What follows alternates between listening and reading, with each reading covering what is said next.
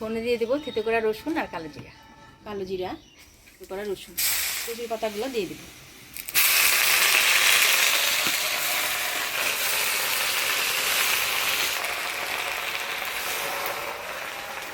দিলাম এক কড়াই, দেখিস কতটুকু হয়ে যায়। দিয়ে দেবো অল্প লবণ, সাথে একটু জল দিয়ে দেবো।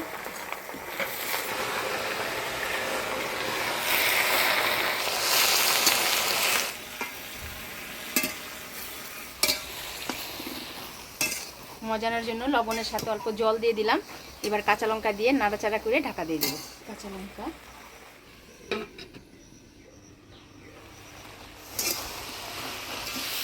দারুণ সেন্ট দিতে না কচু পাতা। জিরা ফোড়ন দিয়ে কচুর পাতা এইভাবে রান্না করলে দারুণ লাগে খেতে। আর এর মধ্যে যদি একটু লঙ্কাটা বেশি করে দেওয়া যায় না, স্বাদটা আরও বেড়ে যায়। হ্যাঁ,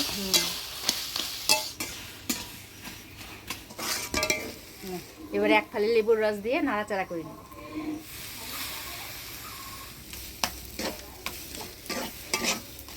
কচু শাক রান্না হয়ে গেলে এবার নামিয়ে নিব।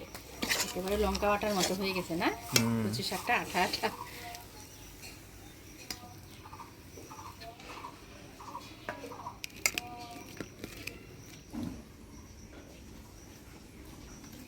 কচু এমন একটা সবজি, এটা সব কিছুই খাওয়া যায়।